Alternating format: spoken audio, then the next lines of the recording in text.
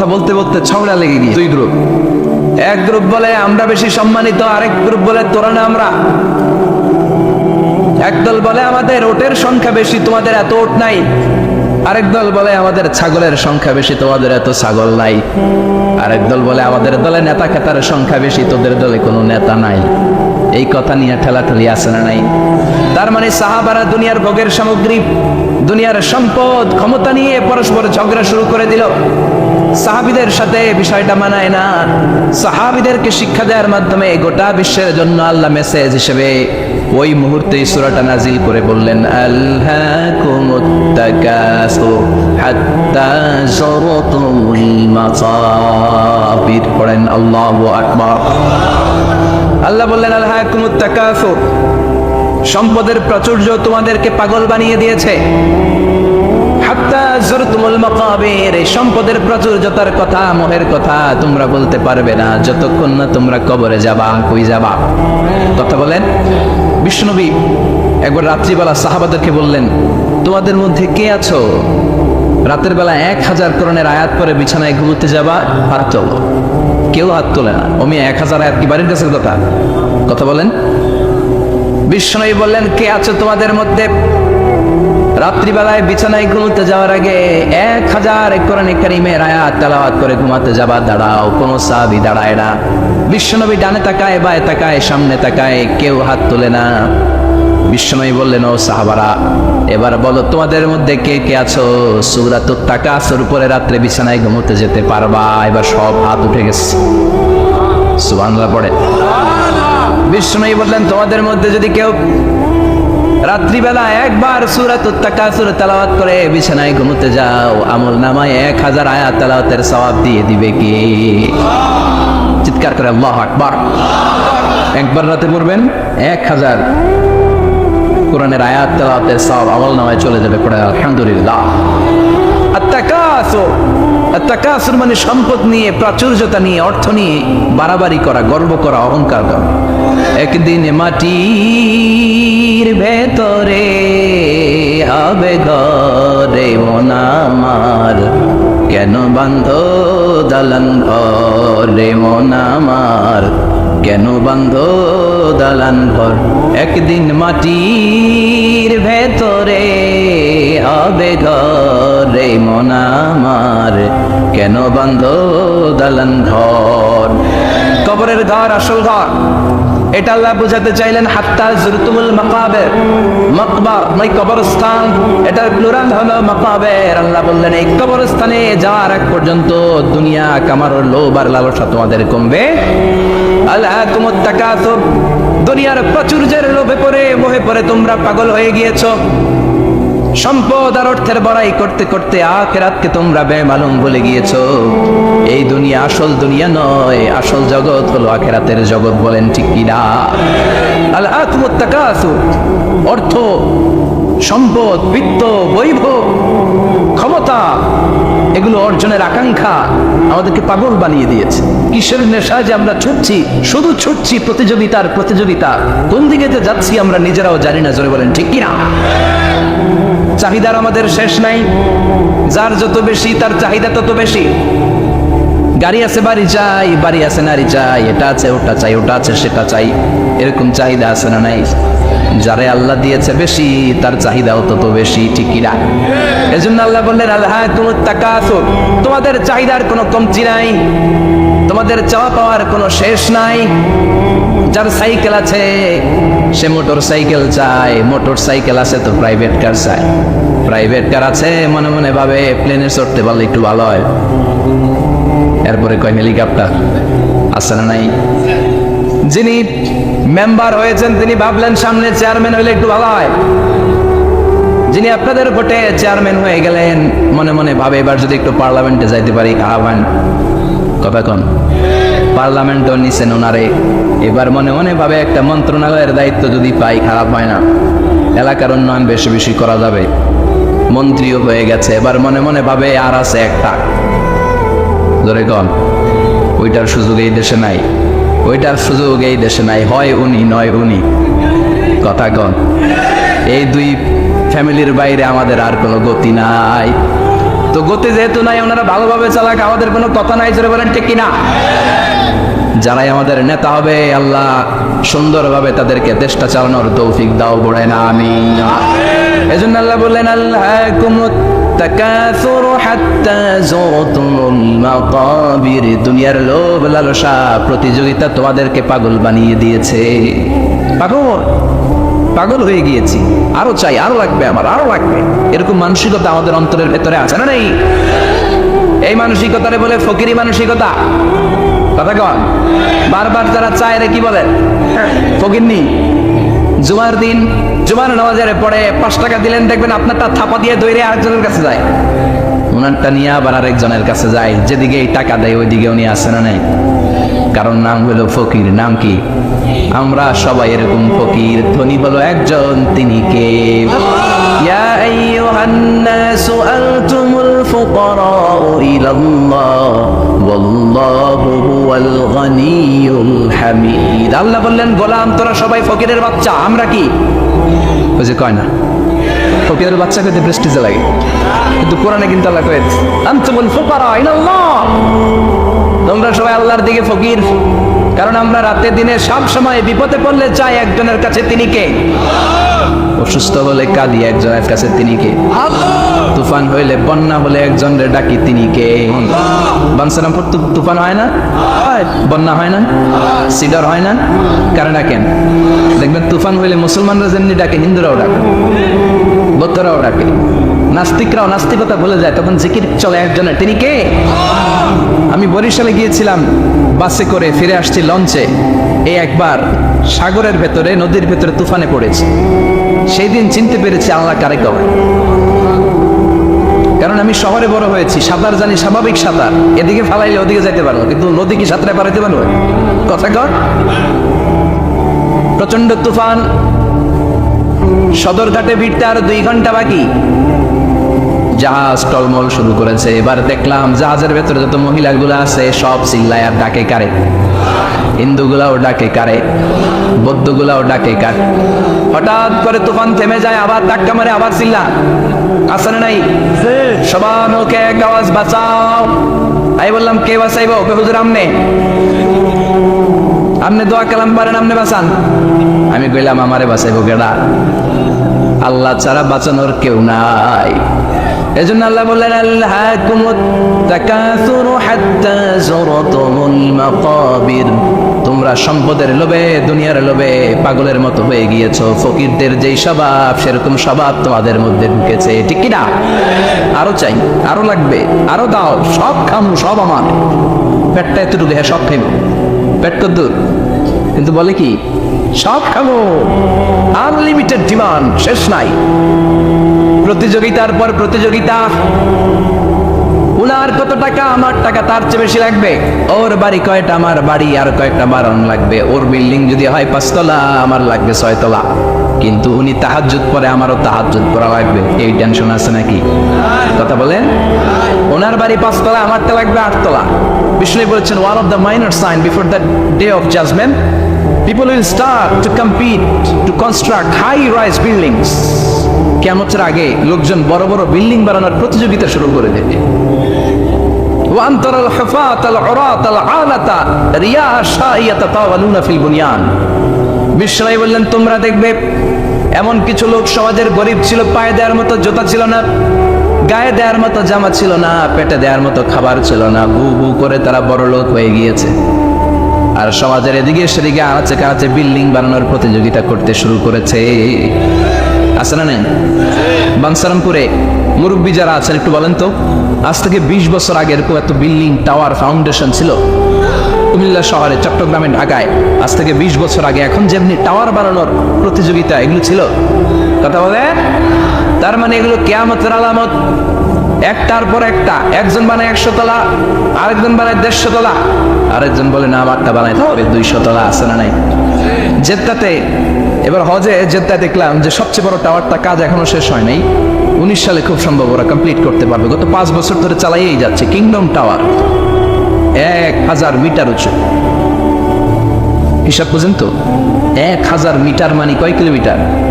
1 kilometre. একটা building যদি 1 kilometre উঁচা হয়, এটার সামনে যে তাকাতে পারবেন? টুপি পরা যাবে না পিছনে? কথা বলেন।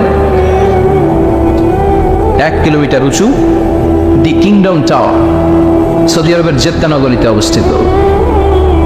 আরেকটা আছে দুবাইতে, বুর্জ আল খলিফা, 818 মিটার উঁচু। কিংডম টাওয়ার হচ্ছে 170 তলা, আর বুর্জ আল খলিফা 163 তলা। কাবা ঘরের পাশে আরেকটা টাওয়ার আছে, জমজম টাওয়ার। এটার দিমাক্কা রয়্যাল ক্লক টাওয়ার বলে। হাজী সাহেবরা দেখে আসছেন না?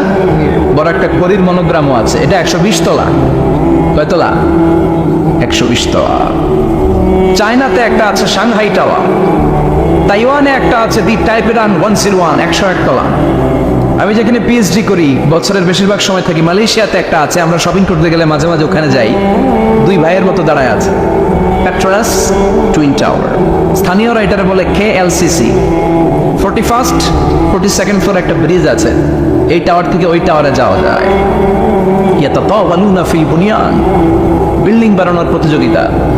অমিয়া কিয়ামতের দিন ইসরাফিলের সিঙ্গার ফুৎকারে ইদা জুলজিলাতিল আরদু জিলজালাহা, একটা ভূমিকম্প যে তৈরি হবে, গোটা বিশ্বে যে একটা ভূকম্পন হবে, ওই ভূকম্পনের চোটে একটা টাওয়ারও টিকে থাকবে নাকি? থাকবে? এজন্য আল্লাহ বললেন আলহাকুমুত তাকাসুরু হাত্তা যুরতুমুল মাকাবির। দুনিয়ার সম্পদ, লোভ, লালসা, এই সম্পদের প্রতি আকাঙ্ক্ষা তোমাদেরকে গাফেল বানিয়ে দিয়েছে। এই গাফলতি তোমাদের কমবে না, কমবে না। হাত্তা যুরতুমুল মাকাবির, যতদিন না কবরে যাও।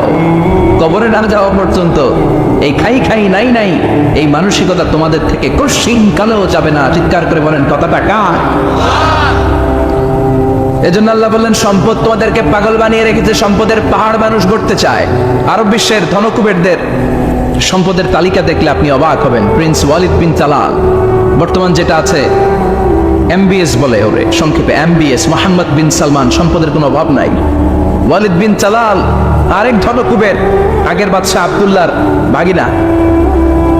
তার একটা প্লেন আছে, পার্সোনাল জেট প্লেন। এই প্লেনটার 70% মেড অফ গোল্ড, 70% স্বর্ণ দিয়ে বানানো। Can you imagine? কল্পনা করতে পারেন? গত 2 বছর আগে আমি ব্রুনাই গিয়েছিলাম একটা প্রোগ্রামে। ব্রুনাইতে আছে পৃথিবীর সবচাইতে বড় প্যালেস, রাজপ্রাসাদ, নাম ইস্তানা নুরুল ইমান।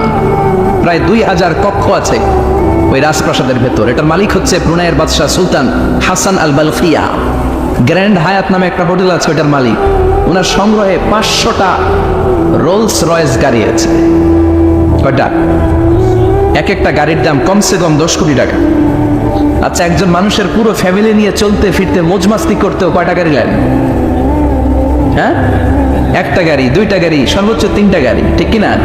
সে তার সংগ্রহে 500 রোলস রয়েস গাড়ি রেখেছে। আর Lamborghini, Ferrari, Porsche, Maybach, Bugatti, Range Rover, Volkswagen, BMW, Mini Cooper, Mercedes Benz, এই ব্র্যান্ডের গাড়ির কোনো অভাব না। আরো লাগবে, তার আরো লাগবে। কোথায়? রেঞ্জ রোভার বেরিয়েছে নতুন নিউ ব্র্যান্ডের, BMW 9 সিরিজ কোথায়? আরো গাড়ি লাগবে। এরকম মানসিকতা আজও আরবের মানকুবরদের মধ্যে আছে না নেই? এজন্য আল্লাহ বললেন খবরদার, সম্পদ তোমাদেরকে পাগল বানিয়ে দিয়েছে। আলহাকুমুত তাকাসুর, এই সম্পদের মায়া কোনোদিন তোমাদের কমবে না। হাত্তা যুরতুমুল মাকাবির, যতদিন না তোমরা কবরের ভেতরে ঢুকবা।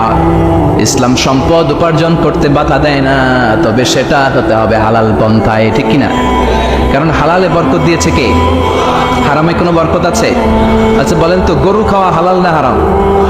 কুকুরের গোশত খাওয়া হারাম। বাংলাদেশে কি বেশি বেশি গরু জবাই হয় না কুকুর? গরু গরু বছরে বাচ্চা দেয় কয়টা? একটা। কুকুর বাচ্চা দেয় কয়টা? 6টা 7টা, অনেকগুলো। তারপরেও বাংলার জমিনে গরু বেশি না কুকুর বেশি? সুবহানাল্লাহ পড়বেন না? গরু খাইলামও বেশি, গরু জবাই করলামও বেশি, আবার গরু বাচ্চাও দিল কম। কুকুর খাইলাম না, কুকুর জবাইও করলাম না, কুকুর বাচ্চা দিল অনেক, কিন্তু কুকুর কম, গরু বেশি। কারণ গরু খাওয়া হালাল, আর হালালে বরকত ঢুকিয়ে দিয়েছে কে? এজন্য আল্লাহ বললেন গোলাম, হালালে বরকত, হালাল পন্থায় কোটি কোটি টাকার মালিক হন, ইসলামে বাধা নাই। তবে নিসাব পরিমাণ সম্পদ হলে যাকাত দিতে বলেছে কে? ওয়াফি আমওয়ালিহিম হাক্কুন লিসসাইলি ওয়াল মাহরুম। তোমার সম্পদের মালিক শুধু তুমি নও, না খেয়ে থাকা সমাজের গরিবদের ওই সম্পদে ভাগ আছে না নেই? অনেকে জাকাতের শাড়ি দেয়, জাকাতের লুঙ্গি দেয়। জাকাতের শাড়ি বলতে জাকাতের লুঙ্গি বলতে কোনো লুঙ্গি নাই, ঠিক কিনা? জাকাত হচ্ছে এমন পরিমাণের সম্পদ আপনি একজনকে দিয়ে দিবেন, ওই সম্পদ পেয়ে জীবনে আর কোনোদিন যেন তার আরেক জায়গায় জাকাতের টাকা নিতে হাত পাতা না লাগে। কিন্তু জাকাতের শাড়ি দেয়, আছে না নাই? পত্রিকায় বিজ্ঞপ্তি দেয়, আবার ওই শাড়ি আনতে যায় পদপৃষ্ট হয়ে লোকজন মারা যায়, এরকম টাকা আছে না নেই? এজন্য আল্লাহ বললেন খবরদার, সম্পদ উপার্জন করো, কিন্তু নিসাব পরিমাণ সম্পদের মালিক হলে যাকাত দিবা। ওয়াল্লাযীনা ইয়াকনিজুনা আয-যাহাবা ওয়াল ফিদ্দাতা ওয়া লা ইউনফিকুনাহা ফী সাবিলিল্লাহ ফাবাশশিরহুম বিআযাবিন আলীম। যারা সম্পদের মালিক হয় কিন্তু আমার রাস্তায় যাকাত দেয় না, ও নবী তাদেরকে আপনি কঠিন আযাবের সুসংবাদ দেন। পড়েন নাউযুবিল্লাহ। ওমিয়া আযাবের কি সুসংবাদ হয় না দুঃসংবাদ? কিন্তু আল্লাহ সুসংবাদ বললেন কেন? কারণ আযাবটা বড় করা হবে। যাকাত যারা দেয় না, ব্যাংক ব্যালেন্স করে, এফডিআর করে, সঞ্চয়পত্র কিনে রাখে, ফ্ল্যাটের পর ফ্ল্যাট কিনে রাখে, জমির পর জমি কিনে রাখে, যাকাত দেয় না, ওদের শাস্তি হবে ভয়ঙ্কর। শাস্তির তীব্রতা বোঝানোর জন্য আল্লাহ বললেন সুসংবাদ।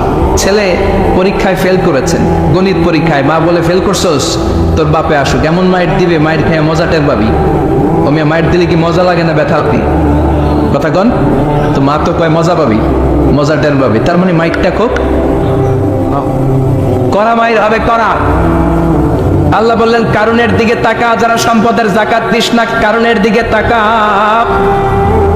সাইয়েদনা মুসা আলাইহিস সালামের চাচাতো ভাই মুসা আলাইহিস সালাম বললেন কারুন যাকাত দাও। কয় কেন দিমু?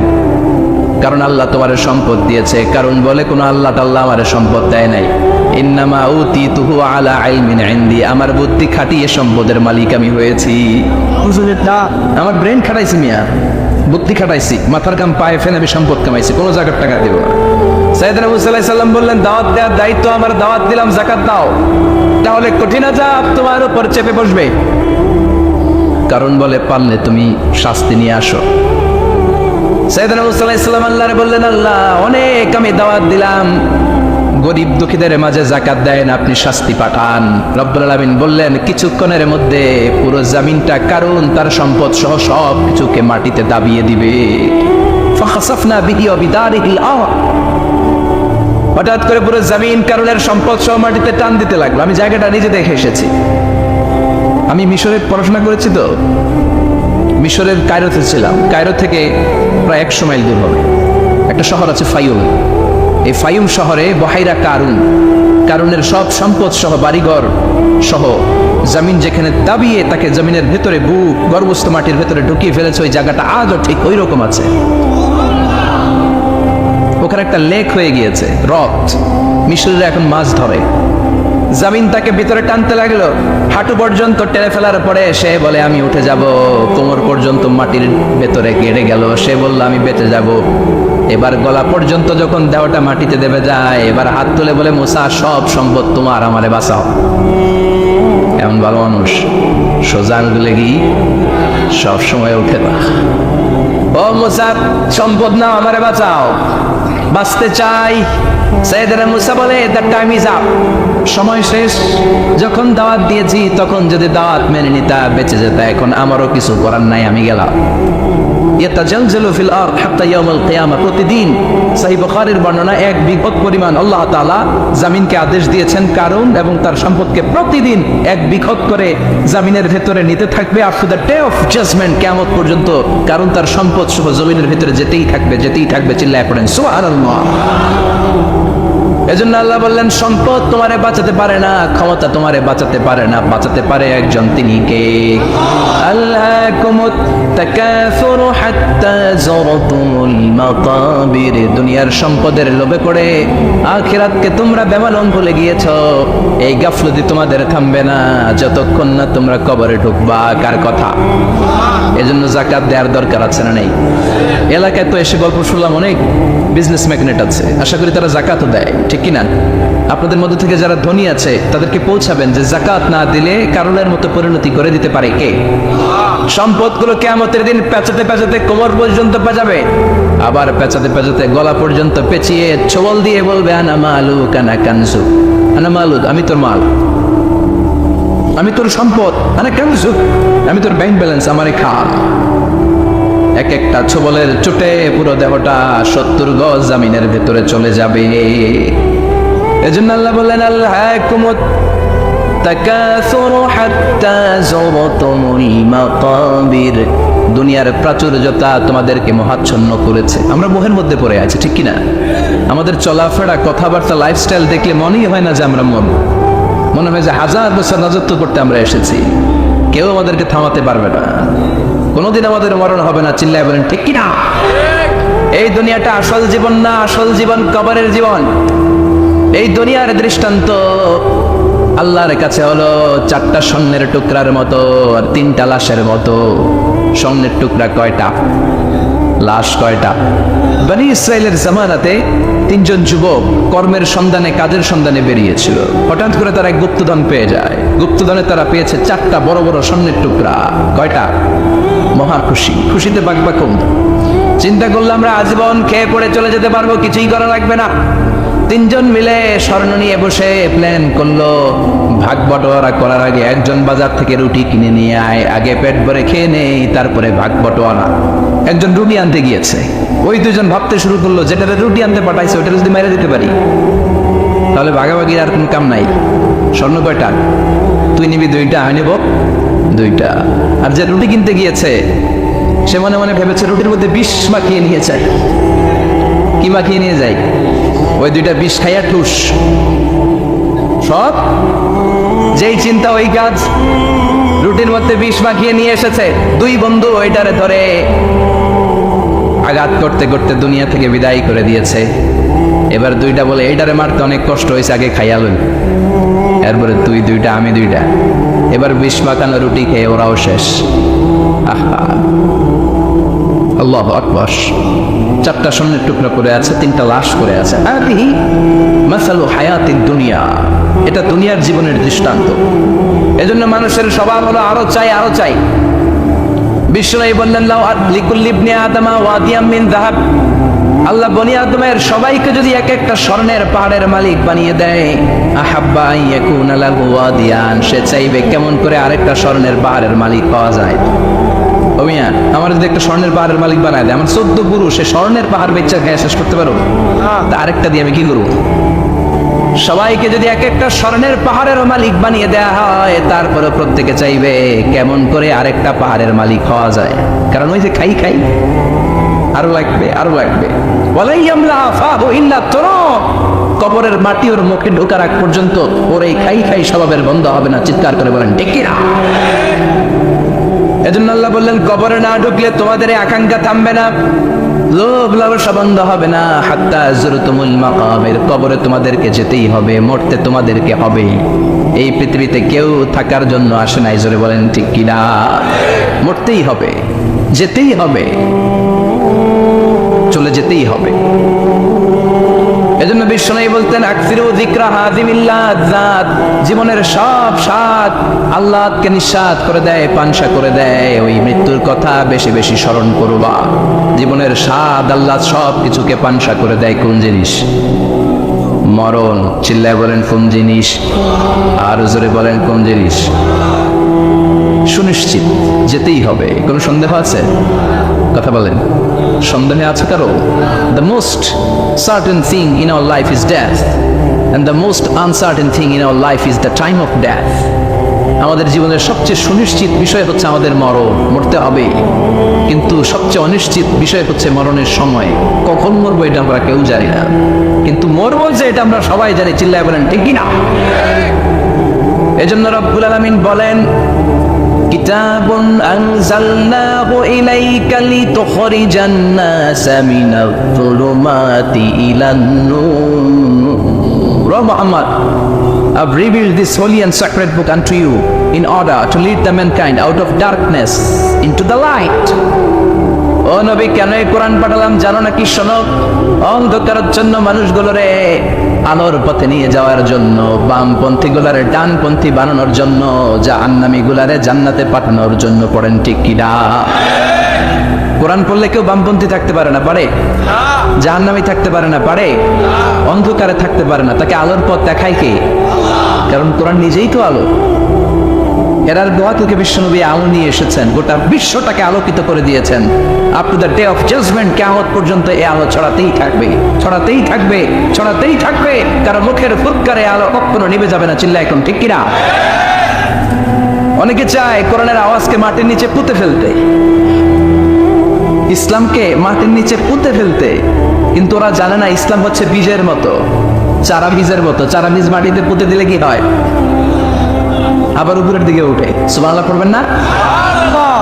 এজন্য কাফেরদের হুঙ্কার, হুমকি, ধামকি, রক্তচক্ষু আর ষড়যন্ত্রের কবলে কোরআনের কিচ্ছু হবে না, বরং গোটা বিশ্বব্যাপী কোরআনের জয় জয়কার। হাজার হাজার হিন্দু, খ্রিস্টান, বৌদ্ধ কালিমা পড়ে মুসলমান হয়ে যায়। After the Twin Tower attack, the number of Muslim community already have been doubled, tripled, multiplied. Twin tower অ্যাটাকের আগে মুসলমান আমেরিকাতে যা ছিল এখন 2 গুণ, 3 গুণ, 4 গুণ, 5 গুণ হয়ে গিয়েছে। ইউরোপ আমেরিকাতে মসজিদের সংখ্যা যা ছিল এখন বেড়ে অনেক গুণ বেশি হয়ে গিয়েছে। দিন দিন লোকজন কালিমা পড়ে কনভার্টেড মুসলিম হতে শুরু করেছে। এটাই প্রমাণ করে এই কোরআনের বিজয়কে ঠেকাবার মতো শক্তি মহাবিশ্বে কারো নাই। চিৎকার করে বলেন ঠিক কিনা? এজন্য আল্লাহ বললেন, নবী, কিতাবুন আনজালনাহু ইলাইকা লিতুখরিজান নাসা মিনাল যুলুমাতি ইলান নূর। এই কিতাবটাকে আমি দিয়েছি অন্ধকারাচ্ছন্ন মানুষগুলোকে এই কিতাবের আলোকে আপনি আলোকিত করে দিবেন। জাহিলি যুগের ওমরকে আপনি গোটা বিশ্বের সেরা ওমর বানাবেন। যে ওমর বিশ্বনবীর কল্লা কাটার জন্য তলোয়ার নিয়ে বিশ্বনবীর কাছে এসেছিল, ওই ওমরকে ইসলামের ছায়াতলে এনে ইসলামের খলিফা বানিয়ে দিয়েছে কে? তাইলে ইসলামের আগের ওমর পরের ওমর পার্থক্য আছে না নাই? ওমরের জীবনটাকে আলোকিত করেছে যেই পুস্তকটা, যে বইটার নাম সবাই বলেন কি নাম? এই বইয়ে কোনো ভুল আছে? সন্দেহ আছে? সংশয় আছে? This is the book whereof there is no doubt in it, no suspicion in it. There is no doubt in it, and a guidance to those who are muttaqin, who are Muslimin, who are the believers. এই কোরআনে কোনো ভুল নাই, কোনো সন্দেহ নাই। মুত্তাকিনদের জন্য আল্লাহ তাআলা হেদায়েতের মেথোডোলজি করে এই বইটাকে পাঠিয়েছেন। পড়েন সুবহানাল্লাহ। এই বইটা এমন বই, যে বইটা 1500 বছর পর্যন্ত আমাদের সমাজে, জীবনে, ফ্যামিলিতে লেগে যাওয়া যত জট ছিল সব জটগুলোকে খুলে সমাধানের আলো দেখিয়েছে। বলেন ঠিক কিনা? This book is a problem solving methodology. এই বইটা সমস্যার সমাধান করে দেয়, জট খুলে দেয়, ঝামেলার নিরসন করে দেয়। নাকি কোরআন জট লাগায়? নাকি পেস লাগায়? পেস লাগায় না খুলে। তার মানে সব সমস্যার সমাধান দিতে পারে। সমাধান চাও যদি জীবনে, মরণে ফিরে যাও, খোঁজে নাও, চোখ রাখো কোরআনে। চোখ রাখবেন কোথায়? না এটিএন বাংলার পর্দায়, জি বাংলার পর্দায়, স্টার জলসা, কিরণমালা, কোথায় রাখবেন? সবাই পড়েন, সমাধান চাও যদি জীবনে, মরণে ফিরে যাও, খোঁজে নাও, চোখ রাখো কোরআনে। If you want the solution this দুনিয়া and আখিরা, go back, have a look to the holy কোরআনে। সুবহানাল্লাহ। Go back, have a look to the holy কোরআন। যাও তোমার চেয়ারে বসো, এলান দিয়ে বইটা খোলো আর চোখ বোলাও, তোমার সমস্যার সমাধান এনে দিতে পারে কে? আল্লাহ। এজন্য এই কিতাবটা এমন কিতাব, এই কিতাব থেকে প্রেসক্রিপশন না নিলে সমাজটা সুন্দর হবে না। এই কিতাব থেকে প্রেসক্রিপশন না নিলে জীবনটা সুন্দর হয় না। এই কিতাব থেকে প্রেসক্রিপশন না নিলে দুর্নীতি দমন কমিশন দিয়ে দুর্নীতি বন্ধ করা যায় না। জোরে বলেন ঠিক কিনা? এই কিতাব থেকে প্রেসক্রিপশন নিলে সব ঠান্ডা, সব কিছুর সমাধান হয়ে যাবে। এই জন্য জীবনে মরণে এই কিতাবটাকে সাথী বানাতে হবে। রাজি আছেন তো? নাকি শুধু তাফসির মাহফিলে বয়ান শুনে শেষ? কোরআন তেলাওয়াত করতে রাজি আছেন তো? Our duties to the holy and sacred book, holy Quran. আমাদের যে সমস্ত দায়িত্ব আছে এই কিতাবের প্রতি, তার প্রথম দায়িত্ব হচ্ছে রেসাইটেশন অফ দিস হোলি বুক। প্রতিদিন এই বইটাকে তিলাওয়াত করা, আবৃত্তি করা, সুন্দর কণ্ঠে আবৃত্তি করা। বিষ্ণু বলেছেন, মান লাম ইয়াতাগান্না বিল কোরআন ফালাইসা বিন্না। যে সুন্দর কণ্ঠে কোরআন তেলাওয়াত করে না, সে আমার উম্মত হতে পারে। এজন্য কোরআন তেলাওয়াতের দরকার আছে না নাই? কোরআন তেলাওয়াত করেন তো? কিয়ামতের দিন কোরআন যদি আমাদের বিরুদ্ধে দাঁড়ায়, জান্নাতের দরজা খুলবে না আটকে যাবে? এজন্য প্রথমত প্রতিদিন আমরা কোরআনের তেলাওয়াত করব। রাজি আছেন? মনে থাকবে? যারা কোরআন জানেন না, হুজুর কোরআন শিক্ষার আসর একটা করবেন সান্ধ্যকালীন রমজান মাসে। মুরব্বীরা, বয়স্করা যারা কোরআন পড়তে পারে না, তারা এখানে এসে কোরআন শিখবেন। রাজি আছেন তো? আমরা কোরআন জেনে বুঝে মরতে চাই। রাজি আছেন? কোরআন শিখলেও লাভ, শিখাইলেও লাভ। খায়রুকুম মান তাআল্লামাল কুরআনা ওয়া আল্লামা। The best person among you who reads Quran by himself and teaches it to others. সবচেয়ে সেরা আল্লাহর কাছে সে যে নিজেও কোরআন পড়ে অন্যেরও পড়ায় দেয়। আপনি যদি কাউকে শুধু সূরাতুল ফাতিহাটা শিখিয়ে দেন, সে সারা জীবনের নামাজে যত সূরা ফাতিহা পড়বে তার সওয়াব তো তার থাকবেই। ওইটার একটা পার্সেন্টেজ সওয়াব আপনার আমলনামায় আছে না নাই? কি এক কিতাব, এক অক্ষর পড়লে 10টা নাকি? সুবহানাল্লাহ বাড়িতে যায় বললেন। এক আয়াত পড়লে জান্নাতের বিল্ডিং এক এক তলা করে লম্বা হতে থাকে। আর তেলাওয়াত কান দিয়ে ঠান্ডা মাথায় শুনলে আকাশ থেকে রহমতের ঝিরি ঝিরি বাড়িধারা নামতে থাকে। অন্যকে শিখাইয়ে দিলে আল্লাহর কাছে শ্রেষ্ঠ লোকদের তালিকায় নাম চলে যায়। এজন্য কোরআনের সাথে অ্যাটাচমেন্ট হইতে হলি কোরআন বাড়ানোর দরকার আছে না নেই? কোরআনের প্রতি আমাদের আরেকটা দায়িত্ব হচ্ছে টু মেমোরাইজ দ্য হোলি বুক কোরআন, কোরআনকে মুখস্থ করা। অনেকে মনে করে যারা হেফজখানায় পড়ছে এদেরই দায়িত্ব কোরআন মুখস্থ, এরাই করবে না। এটা আমাদের সবার দায়িত্ব, এটা গ্লোবাল দায়িত্ব, এটা পুরো উম্মার দায়িত্ব। আমরা যে যতটুকু পারি, যতগুলো সূরা পারি মুখস্থ করার চেষ্টা করব। রাজি আছেন? সবাই রাজি আছেন তো? কোরআনের প্রতি আমাদের সবচেয়ে বড় দায়িত্ব হচ্ছে মাতৃভাষায় আমাদের এই কোরআনকে বুঝতে হবে, ঠিক কিনা? আল্লাহ কি বলছেন, কি আমাদেরকে জানাতে চাইলেন, সব আল্লাহ বলে দিয়েছেন এই কোরআনে। নতুন করে আল্লাহ আকাশ থেকে কিছু আর পাঠাবে? সব সমাধান এই বইয়ের ভিতরে দিয়ে দিয়েছিলেন। তো আল্লাহ কি সমাধান দিলেন, কি রোড ম্যাপ দিলেন, কি কর্মসূচি ঘোষণা করলেন, জানার দরকার আছে না নেই? এজন্য কোরআনের বঙ্গানুবাদ করবেন। বাংলা ভাষায় কোরআন পাওয়া যায়, মোবাইলে অ্যাপস পাওয়া যায়, সব জায়গায় আমরা বলি মোবাইলের অ্যাপসে বাংলা কোরআন রাখবেন, তাফসীর রাখবেন। ইসলামিক লাইব্রেরিগুলো থেকে কোরআনের বঙ্গানুবাদ নিয়ে আসবেন। রমাদানের 7 খতম 8 খতমের কোনো দরকার নাই, একটা খতম দেন আর বাকি সময়টা মাতৃভাষায় পড়েন। আল্লাহ কি বলতে চাইল? আল্লাহ কসমোলজির কথা, জিওলজির কথা, বায়োলজির কথা, এমব্রয়োলজির কথা, বোটানির কথা, হিউম্যান অ্যানাটমির কথা, এমন কোনো বিষয় নাই যে বিষয়ের ব্যাপারে আল্লাহ কোরআনে কোনো কথা বলে নাই। পড়েন সুবহানাল্লাহ। এজন্য মাতৃভাষায় কোরআন বুঝতে হবে। প্রতিদিন একটা করে আয়াত হলেও আমরা কোরআনের বাংলা অনুবাদ করার চেষ্টা করব। রাজি আছেন? সহিহ বুখারীতে হাদিসের চ্যাপ্টারে একটা চ্যাপ্টার আছে, ইযহাবু বিনা নুসলিহ বাইনাহুম। আমাকে নিয়ে চলো, আমি মিলাইয়া দিব। চ্যাপ্টারের নাম ইযহাবু বিনা, আমাকে নিয়ে চলো না, আমি ওদের মধ্যে মিলাইয়া দিব। আল্লাহর হাবিব সাল্লাল্লাহু আলাইহি ওয়াসাল্লাম ঝগড়া দেখলেই এই কথাটা শোনায় দিতেন, আরে আমি আছি তো, আমাকে নিয়ে চলো, আমি মিলাইয়া দেব। আমরা মিলাইয়া দেই না আরো লাগাই দেই? হ্যাঁ, আগুন ধরলে আপনারা কি দিয়ে নিবান? তেল দিয়ে না পানি দিয়ে? পানি দিয়ে আগুন নেভাতে হয়। অনেক ওই জায়গায় তেল ঢেলে দেয়, আরো জ্বলুক, আরো লাগুক, ঘুষাঘুষি মারামারি, এরকম আছে না নাই? না, আমরা যেন এমন না করি, আমরা যেন মিলিয়ে দেই। আমাদেরকে একটা শক্ত সিন্ডিকেট তৈরি করতে হবে, শক্ত সিন্ডিকেট। এই সিন্ডিকেটটা হচ্ছে ঐক্যের সিন্ডিকেট, যাতে কোনো অপশক্তি আমাদের ঐক্যের সিন্ডিকেটকে ভেঙে দিতে না পারে। চিল্লায় বলো ঠিক কি না? ঐক্যের শক্ত সিন্ডিকেট দরকার, যেটা কোনো অপশক্তি এটাকে বানচাল যেন করতে না পারে, এটাকে যেন নস্যাৎ করতে না পারে, এটাকে যেন দুর্বল করে দিতে না পারে। সেজন্য ভ্রাতৃত্বের বন্ধনে আমাদেরকে অটুট থাকতে হবে। কে কোন পীরের মুরিদ, কে কোন দল, কে কোন আইডিওলজি, কে কোন মতাদর্শে বিশ্বাসী, এগুলো যেন বারবার আমরা সামনে টেনে নিয়ে না আসি। আমরা যেন চিন্তা করি আমরা বাংলাদেশি মুসলমান। আমাদের এই ভূখণ্ডে আমাদের সবচেয়ে বড় পরিচয় আমরা বাংলাদেশি মুসলমান। দুইটা পরিচয়, এই ভূখণ্ডের কারণে আমাদের পরিচয় আমরা বাংলাদেশি, ঠিক কিনা? আরেকটা হচ্ছে আমাদের ধর্মীয় পরিচয়, আমরা মুসলমান।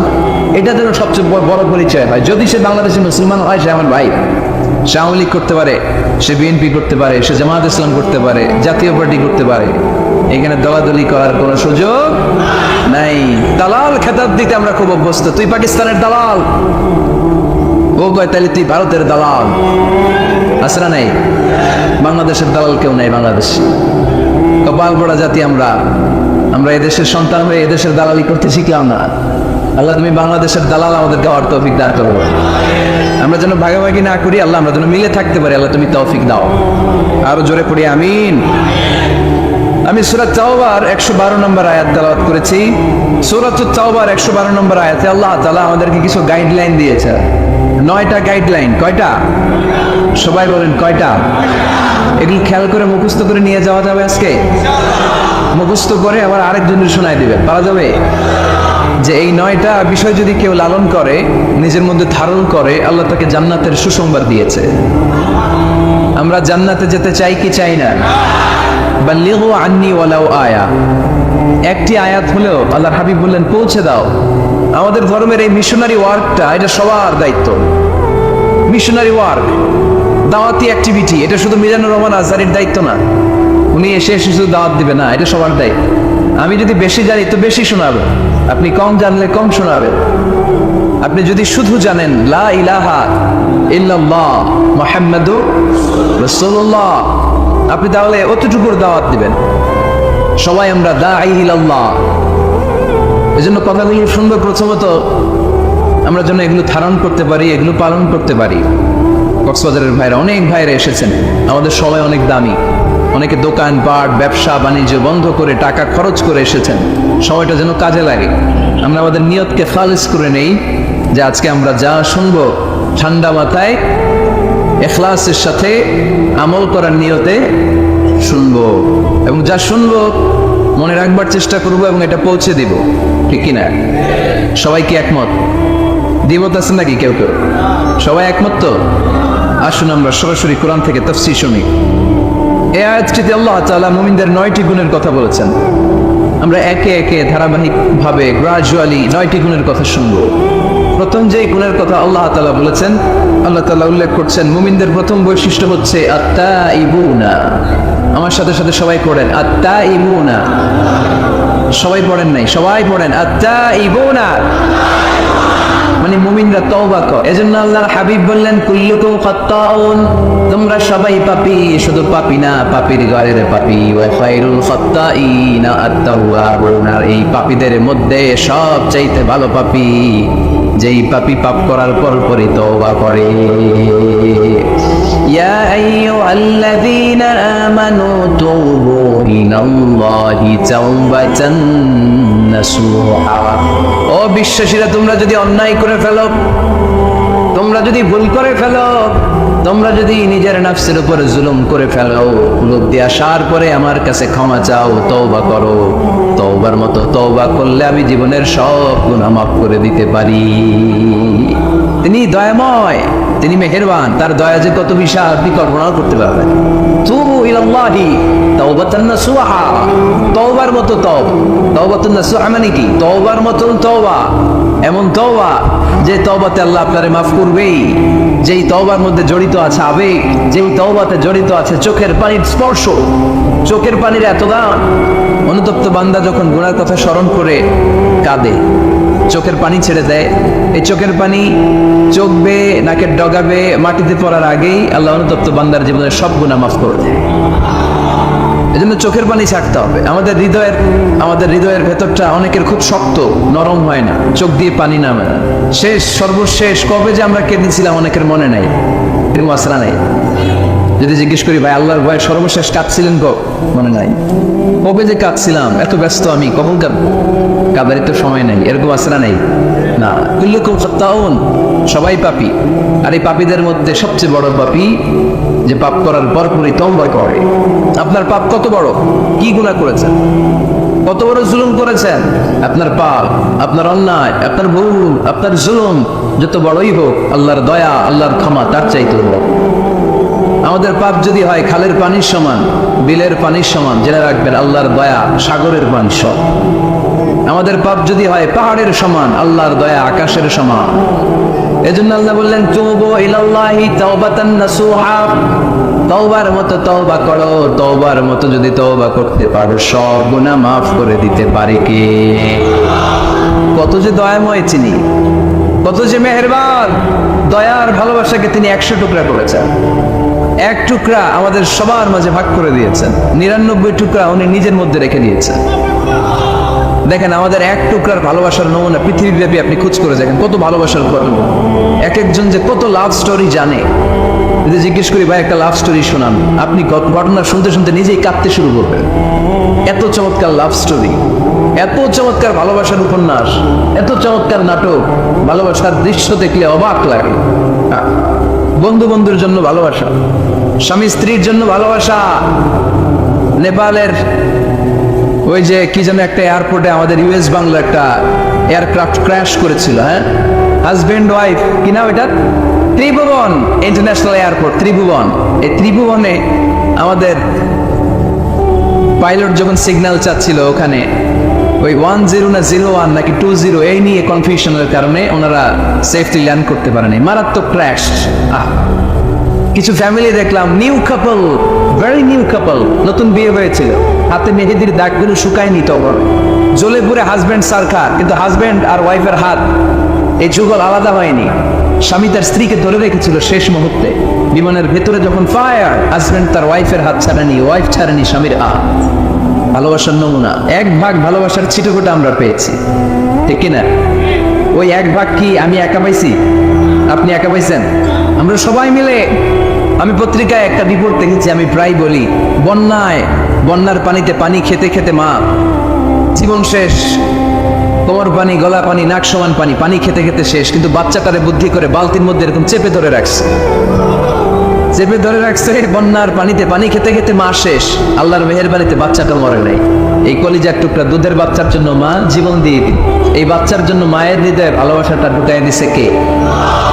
দুনিয়ার ভালোবাসার নমুনা যদি এই হয়, 100 টুকরা ভালোবাসার 1 টুকরার এক্সাম্পল যদি পৃথিবীতে এই হয়, যার মধ্যে 99 টুকরা ভালোবাসা তিনি রেখে দিয়েছেন, তার ভালোবাসা বেশি না কম? এজন্য আল্লাহ বললেন, তওবার মতো তওবা করো, ক্ষমার মতো ক্ষমা চাও, কাদার মতো কাঁদো, কাদার মতো কাঁদলে সব মাফ করে দেয় কে? আপনি কি পাপ করছেন? আপনি কি অন্যায় করেছেন? কেন আপনি হতাশ? কেন আপনি নিরাশ? লা তাইয়াসু মির রাউহিল্লাহ, ইন্নাহু লা ইয়ায়াসু মির রাউহিল্লাহি ইল্লাল কওমুল কাফিরুন। আল্লাহর রহম থেকে, ভালোবাসা থেকে নিরাশ হয় না, আল্লাহর রহমত আর দয়া থেকে নিরাশ হয় তারা যারা কাফের, ঠিক কি না? কত পাপ করেছেন আপনি? বনি ইসরাইলের এক সিরিয়াল কিলার ছিল, সহিহ বুখারীতে এসেছে, সে এত হত্যা করেছে, হত্যা করতে করতে করতে 99 জন মানুষকে সে সিরিয়ালি মার্ডার করে ফেলছে। কয়জনকে? আপনি মারছেন কয়জন রে? আমি মারছি কয়জন রে? সে 99 জনকে মারছে। কয়জনকে? 99 জনকে। মারার পরে তার অন্তরে ভয়, আইরে 99 জনকে আমি শেষ করে দিলাম, না জানি আমার নসিবে কি আছে, না জানি আল্লাহ আমারে কি শাস্তি দেয়। ভয়ে এক রাহেবের কাছে গেল, খ্রিস্টান পাদ্রী, খ্রিস্টানদের আল্লাহর ওলি, যে বলে, ও আল্লাহর ওলি, আমার তো বড্ড ভয় হয়, আমি অপরাধ করেছি। কি অপরাধ? আমি 99 জনকে হত্যা করেছি। রাহেব বলে, 99 জনকে হত্যা করছো? সর্বনাশ, তোর কপালে তো ক্ষমা নাই। সিরিয়াল কিলার কয়, আমার কপালে যদি ক্ষমা না থাকে তোরে বাঁচায় রেখে গেলাম কি? আমি যেহেতু শেষ, তোরও শেষ করে পাবো, ওরেও মেরে ফেল। এবার সেঞ্চুরি করে আবার ভয়, আরে 100 জনের মারলাম, না জানি আমার নসিবে কি আছে। খুঁজতে লাগলো কোনো ভালো আলেম আছে কিনা, আলেমের কাছে গেছে, যে বলে, আলেম 100 হত্যা করেছে আমি, 100 খুনের আসামি, আমার নসিবে কি ক্ষমা আছে? আলেম বলে, তুমি কি গুনাহ করছো মিয়া? তোমার গুনাহ যত বড় হোক, তোমার অন্যায় যত বড় হোক, তোমার পাপ যত বিশাল হোক, আমার আল্লাহর দয়া ভালোবাসা তার চাইতেও বিশাল। তুমি একটা ভালো জায়গায় যাও, এই এলাকাটা ভালো না, এখানে সব জালিমদারে বসবাস, তুমি ভালো মানুষদের এলাকায় চলে যাও, সেখানে যে তওবা করো। লোকটার অন্তরে ভয় এসেছে, তওবার নিয়ত করেছে, বাসায় যে কাপড় চোপড় ব্যাগের ভেতরে ভরে ঘর থেকে বের হওয়ার সাথে সাথে মালাকুল মাউত এসে রূহ কবজ করেছে। ফাজাআত মালাইকাতুর রাহমা ওয়া মালাইকাতুল আযাব, রহমতের ফেরেশতারা আসছে, আযাবের ফেরেশতারাও আসছে। রহমতের ফেরেশতারা বলে, যেহেতু রিয়েলাইজেশন আসছে, ভালো পথে যাওয়ার ইন্টেনশন আসছে, আমরা রূহ নিব। আযাবের ফেরেশতারা বলে, না, এখনো তো ভালো হইতে পারে নাই, 100টা খুনের বিষয়টা সহজ না, 100 জন মানুষকে হত্যা করেছে, তার রূহটা আমরা নিয়েছি, জিনে ঢুকাবো। রহমতের ফেরেশতারা বলে, না, তার রূহটা আমরা নিয়ে আইলিনের ভেতরে ঢুকাবো। 2 দল ফেরেশতার মারামারি, 2 দল ফেরেশতা ঝগড়া লেগে গেছে, এরা বলে আমরা, এরা বলে আমরা, বেজাল আসরা নাই। আল্লাহ বলে, ধাক্কাধাক্কি আর ঝগড়ার দরকার নাই, ফিতা দিয়ে মাপো। ভালো এলাকাটা, যে এলাকায় যাচ্ছিল, ওই এলাকাটা যদি কাছে হয়, রহমতের ফেরেশতারা নিয়ে যাও। খারাপ এলাকা যদি কাছে হয়, আযাবের ফেরেশতারা নিয়ে যাবা। খারাপ এলাকাটা কি কাছে নাকি অনেক কাছে? একেবারে কাছে, ঘর থেকে মাত্র বের হয়েছিল, ঠিক কিনা? আর ভালো এলাকা তো অনেক দূর। আল্লাহ জমিনকে আদেশ করলেন, ভালো এলাকাটা তুই সংকুচিত হয়ে কাছে চলে আয়, খারাপ এলাকাটা তুই দূর থেকে দূরান্তরে চলে যা। মেপে দেখা গেল যে খারাপ এলাকা অনেক দূরে, ভালো এলাকা একেবারে কাছে, রহমতের ফেরেশতারা তার রূহ নিয়ে জান্নাতে ঢুকিয়ে দেয়। চিল্লায় পড়েন আল্লাহু আকবার। এজন্য তওবা যদি তওবার মতো করতে পারেন, চাওয়ার মতো যদি আল্লাহর কাছে চাওয়া যায়, সব গুনাহ মাফ করে দিবে কে? বিশ্বনবী বলেন, আমার আগের কোনো গুনাহ নাই, পরের কোনো গুনাহ নাই। লিয়াগফির লাকাল্লাহু মা তাকদ্দামা মিন যামবিকা ওয়া মা তাআখার। আল্লাহ বললেন, নবী আপনার কোনো গুনাহ নাই, আপনি মাসুম, নিষ্পাপ, নিষ্কলুষ, আপনার কোনো পাপ নাই, গুনাহ নাই, অন্যায় নাই। তারপরে বিষ্ণুনবী বলেন, ওয়াল্লাহি লা আস্তাগফিরুল্লাহ ওয়া আতুবু ফিল ইয়াউমি আকসার মিন ৭০ মাররা। প্রতিদিন আমি বিশ্বনবী ৭০ বারেরও বেশি আল্লাহর কাছে তওবা করি। কয়বারের বেশি? কোনো গুনাহ আছে? কোনো পাপ আছে? কোনো অন্যায় জীবনে করেছে? উনি যদি প্রতিদিন করে ৭০ বার, আমাদের করা দরকার কয়বার? হ্যাঁ, ৭০,০০০ বার। আচ্ছা, আমরা করি কয়বার? কয়বার করি? বছরে করি না ৭০ বার, ঠিক কিনা? আওয়াজ করে সবাই তওবা পড়েন, পড়েন আস্তাগফিরুল্লাহ, আবার পড়েন আস্তাগফিরুল্লাহ, আবার পড়েন আস্তাগফিরুল্লাহ। আপনার তওবা, আপনার ইস্তেগফার আপনি নিজেই পড়বেন। অনেকে বলে ইমাম সাহেব রে না আনলে তওবা পড়া যাবে না, আছে না নাই? হুজুরের সাথে তওবা পড়াইতে হয়।